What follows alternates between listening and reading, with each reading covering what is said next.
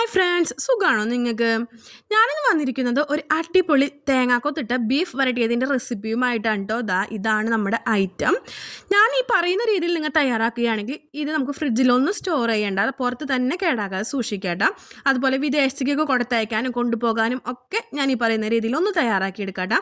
അതിന് വേണ്ടിയിട്ട് നിങ്ങൾ ഈ വീഡിയോ സ്കിപ്പ് ചെയ്യാതെ വേണം കാണാൻ. അപ്പോൾ എൻ്റെ ചാനൽ ആദ്യമായിട്ട് നിങ്ങൾ കാണണമെങ്കിൽ ഒന്ന് സബ്സ്ക്രൈബ് ചെയ്തോളൂ. അപ്പോൾ നമുക്ക് നേരെ വീഡിയോയിലേക്ക് കിടക്കാം. അതിന് വേണ്ടിയിട്ട് 1.5 കിലോ ബീഫ് ഞാൻ കഴുകി ക്ലീൻ ആക്കി വെച്ചിട്ടുണ്ട്. ഇതൊരു പ്രത്യേക രീതിയിൽ ഞാൻ വേവിക്കും കേട്ടോ. അത് ഞാൻ എങ്ങനെയാണെന്ന് പറഞ്ഞു തരാം. അതിലേക്ക് ഒരു ഹാഫ് നാളികേരത്തിൻ്റെ പകുതിയാണ് ഞാൻ എടുത്തിരിക്കുന്നത് കേട്ടോ, തേങ്ങാക്കൊത്തായിട്ട്. അതിന് ശേഷം 10 ചെറിയുള്ളിയും 6 വെളുത്തുള്ളിയും 2 തണ്ട് വേപ്പിലയും 2 കഷ്ണം ഇഞ്ചിയും ചതച്ചെടുത്തിട്ടുണ്ട് കേട്ടോ.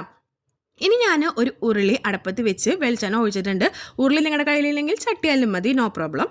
അപ്പോൾ നമുക്ക് ഇതൊന്ന് വഴറ്റിയെടുക്കാം കേട്ടോ. ഒരുപാട് വഴറ്റി പോകണ്ട, ഒരു മീഡിയം ഹാഫായിട്ടൊന്ന് വഴറ്റിയാൽ മതി കേട്ടോ.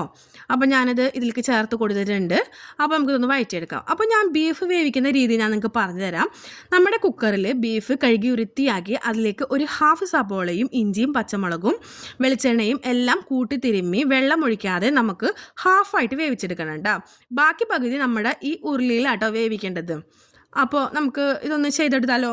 അപ്പം നമ്മുടെ ഉള്ളിയും ഇഞ്ചിയൊക്കെ ഒരുമാതിരി വഴറ്റി വന്നിട്ടുണ്ട്. ഇനി നമുക്ക് ഇതിലേക്ക് 1.5 ടീസ്പൂൺ മല്ലിപ്പൊടി ചേർത്ത് കൊടുക്കാം കേട്ടോ. 1.5 ടീസ്പൂൺ മല്ലിപ്പൊടി ചേർത്ത് നല്ലപോലെ വഴറ്റണം. മല്ലിയുടെ പച്ചമണമൊക്കെ ഒന്ന് മാറണം കേട്ടോ. അതിലേക്ക് 1/4 ടീസ്പൂൺ മഞ്ഞൾപ്പൊടിയാണ് ഞാൻ ചേർത്ത് കൊടുക്കുന്നത്. മഞ്ഞൾപ്പൊടി കുറച്ച് ചേർത്ത് കൊടുത്താൽ മതി കേട്ടോ.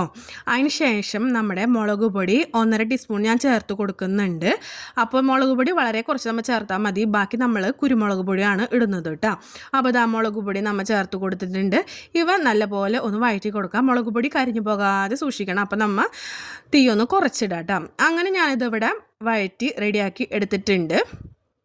ഇതുപോലെ എല്ലായിടത്തേക്കും ഈ മസാല ഒക്കെ ഒന്ന് മിക്സ് ചെയ്ത് കൊടുക്കാം.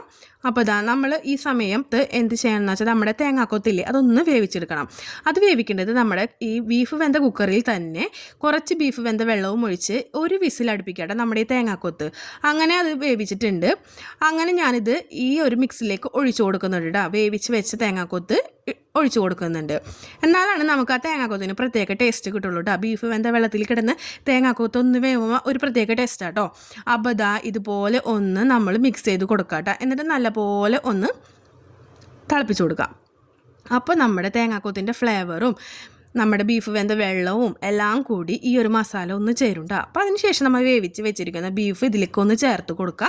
എന്നിട്ട് നല്ല പോലെ മിക്സ് ചെയ്ത് കൊടുക്കുക കേട്ടോ. നമ്മുടെ മിക്സിംഗ് ആണ് പ്രധാനം കേട്ടോ.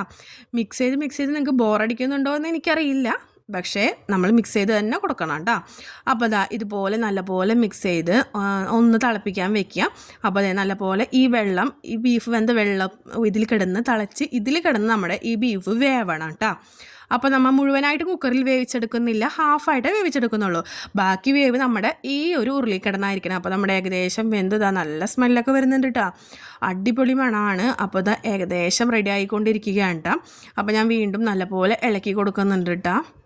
ഉടയാതെ കിട്ടണമെങ്കിൽ കുക്കറിൽ ഹാഫായിട്ട് വേണം നമ്മൾ വേവിക്കേണ്ടത്. ഇതുപോലെ ഇരിക്കും. അല്ലെങ്കിൽ മുഴുവനായിട്ട് കുക്കറിൽ വേവിച്ച് കഴിഞ്ഞാൽ നമ്മുടെ ബീഫ് വെന്ത് പൊടിഞ്ഞു പോകും.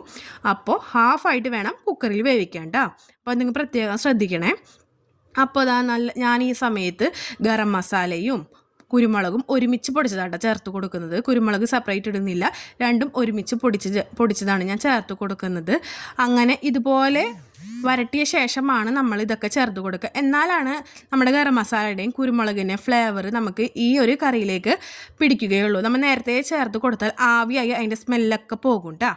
അപ്പോൾ ഇതുപോലെ നമ്മൾ വരട്ടി കൊടുത്തിട്ടുണ്ട്. ഇനി നമ്മൾ ഇതൊന്ന് ലാസ്റ്റായിട്ടൊന്ന് കറുപ്പിച്ചെടുക്കണ്ടേ, എല്ലാം ഒന്ന് ഡ്രൈ ആക്കി എടുക്കണം. അപ്പോൾ ഞാൻ നല്ലപോലെ വീണ്ടും വഴറ്റി കൊടുക്കാം കേട്ടോ.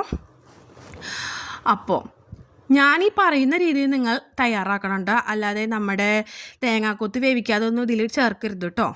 അപ്പോൾ നമ്മുടെ ഏകദേശം ഇവിടെ റെഡി ആയിട്ടുണ്ട്. ഇനിയും നമ്മൾ വരട്ടി കൊടുക്കാം കേട്ടോ. നമ്മൾ നല്ലപോലെ വരട്ടി നല്ലപോലെ മിക്സ് ചെയ്ത് കൊടുക്കണം കേട്ടോ. അപ്പോൾ നമ്മൾ ചട്ടകം വേണം നമ്മളിതിന് യൂസ് ചെയ്യാൻ, അല്ലെങ്കിൽ ഇതൊക്കെ പൊടിഞ്ഞു പോകും കേട്ടോ. അപ്പോൾ ഇതുപോലെ വരട്ടി എടുക്കണം കേട്ടോ. അപ്പോൾ ഈ സമയത്ത് നമുക്ക് ഉപ്പ് ചേർക്കണമെങ്കിൽ ചേർക്കാം കേട്ടോ. നേരിയ നനവുള്ളപ്പോൾ വേണം നമ്മൾ ഉപ്പ് ചേർക്കാൻ, അല്ലാതെ ഉപ്പ് നമ്മൾ ചേർത്ത് കൊടുക്കരുത്, അല്ലെങ്കിൽ ഉപ്പ് അവിടെയും ഇവിടെയും പിടിക്കാതെ കിടക്കും. അപ്പോൾ നമുക്ക് എന്തൊക്കെ ചേർക്കണമെങ്കിൽ ഈ സമയത്ത് നമുക്ക് ചേർത്ത് കൊടുക്കുക. പ്രത്യേകിച്ച് മസാല കേട്ടോ, മസാലയൊക്കെ നമ്മൾ ഈ സമയത്ത് ചേർത്ത് കൊടുക്കുകയാണെങ്കിൽ അതിൻ്റെ കറക്റ്റായിട്ടുള്ള ഫ്ലേവർ നമുക്ക് അവിടെ തന്നെ കിടക്കും കേട്ടോ. അല്ലെങ്കിൽ നമ്മൾ നേരത്തെ കൂട്ടി ഇതൊക്കെ ചേർത്ത് കൊടുത്തു കഴിഞ്ഞാൽ ഇതൊക്കെ ആവിയായിട്ട് ഈ ഫ്ലേവറൊക്കെ പോകും കേട്ടോ. അപ്പോൾ നമ്മുടെ ഐറ്റം ഇവിടെ ഏകദേശം റെഡി ആയി കഴിഞ്ഞിട്ട് ഇനി ഒരു 10 മിനിറ്റോടെ നമ്മളിതൊന്ന് അടച്ച് വെക്കുന്നുണ്ട് കേട്ടോ. അതിന് ശേഷം ഞാൻ ഇതിവിടെ സെർവ് ചെയ്യാൻ വേണ്ടി എടുത്തു. ഇതുപോലെ എല്ലാ വെള്ളവും വറ്റി ഡ്രൈ ആയിട്ടുണ്ട് കേട്ടോ. അപ്പം ഇതാണ് നമ്മുടെ ഐറ്റം. ഇതിലേക്ക് ഞാൻ ഗാർണിഷ് ചെയ്യാൻ വേണ്ടിയിട്ട് അല്പം വേപ്പിലയും കൂടെ ഇട്ട് കൊടുക്കുന്നുണ്ട്. സ്മെല്ല് അടിപൊളിയായിട്ട് വരുന്നുണ്ട്. അതുപോലെ ഒട്ടും തന്നെ വെന്തു പോയിട്ടില്ല, നല്ല കറക്റ്റ് വേവായിട്ട് എടുത്തിട്ടുണ്ട്. അപ്പോൾ ഞാൻ ഈ പറയുന്ന രീതിയിൽ നിങ്ങളൊന്ന് തയ്യാറാക്കി നോക്കിക്കോളൂ. ഇനി ഇതുപോലത്തെ വരട്ടിയതും അതുപോലെ ബീഫിൻ്റെ പല റെസിപ്പികളും അറിയണമെങ്കിൽ എൻ്റെ ഈ ചാനൽ ഒന്ന് ലൈക്ക് ചെയ്ത് സബ്സ്ക്രൈബ് ചെയ്ത് കൂടെ കൂട്ടിക്കോളൂ. ബൈ.